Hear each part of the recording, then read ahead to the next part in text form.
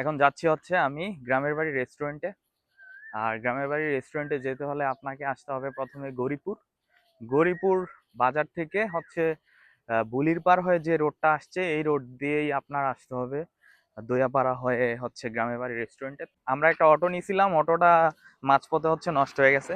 তো এখন হাইটাই হাইটাই যাইতেছি, বেশিক্ষণ বলে নাই। তো দেখতেছি রেস্টুরেন্টের লাইটগুলা, আসলে বেশিক্ষণ নাই। তো আমার কাছে এই রোডটা খুবই ভালো লাগছে, এই গ্রামের রোডটা। এই যে দেখেন কি সুন্দর গ্রামের রোড, ব্লগ বসানো। এই রেস্টুরেন্টটা আসলে গরিপুরের মধ্যে অনেক ভাইরাল হয়ে গেছে।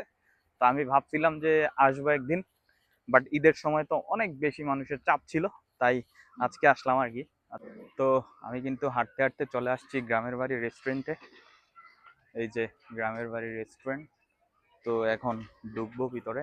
This is the first view of the গ্রামের বাড়ি রেস্টুরেন্ট অ্যান্ড আমার কাছে কিন্তু অনেক ভালো লাগছে।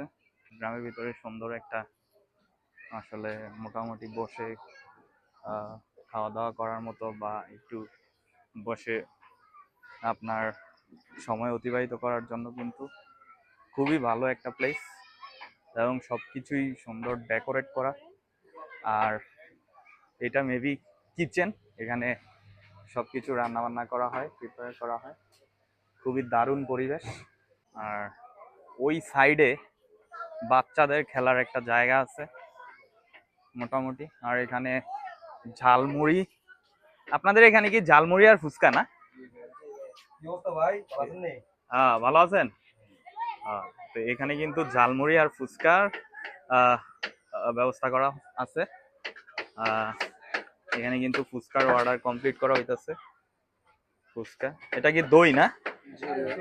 দই দেওয়া হইতাছে।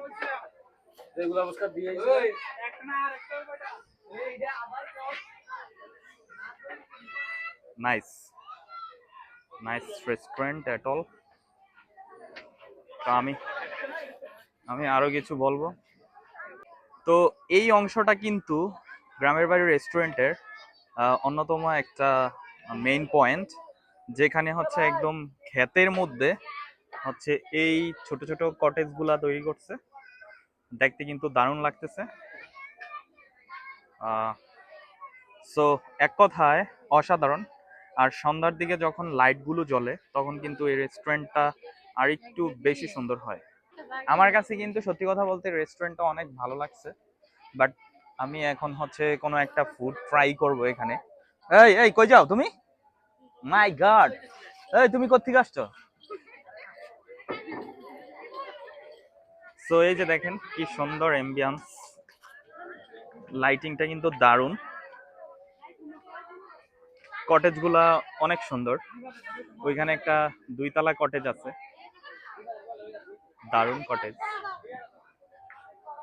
সো সব মিলিয়ে রেস্টুরেন্টটা দারুণ করছে, আমার কাছে ভালো লাগছে। সো আমরা এখন বসবো। আচ্ছা, আমরা কই বসবো? আমরা ওই ওই ওই দিকের কোনো কটেজে গিয়ে বসি, ওই জায়গা। তো আমরা হচ্ছে ফুচকা আর হচ্ছে ঝালমুড়ি অর্ডার দিছি। তো আমরা একবারে হচ্ছে গ্রামের পাশাপাশি, মানে ক্ষেতের পাশাপাশি যেই বসার জায়গা, এটাতেই বসছি। কারণ গ্রামের বাড়ি রেস্টুরেন্ট যেহেতু, একটু গ্রামের ভাইব না থাকলে তো হয় না। আমরা কিন্তু ফুচকা আর হচ্ছে মুড়ির অর্ডার দিছিলাম, ঝালমুড়ির। এটা কিন্তু মুড়িটা মুড়িটা খুবই সুন্দর করে ডেকোরেশন করছে। আর এটা কিন্তু ফুচকাটা আমার মনে হয় দেখতে সুন্দর লাগতেছে, এখনো খাই নাই, বাট আমার মনে হয় খেতেও মজা হবে। সো আমরা এখন খাবো। মুড়িটা কিন্তু এক কথায় অসাধারণ।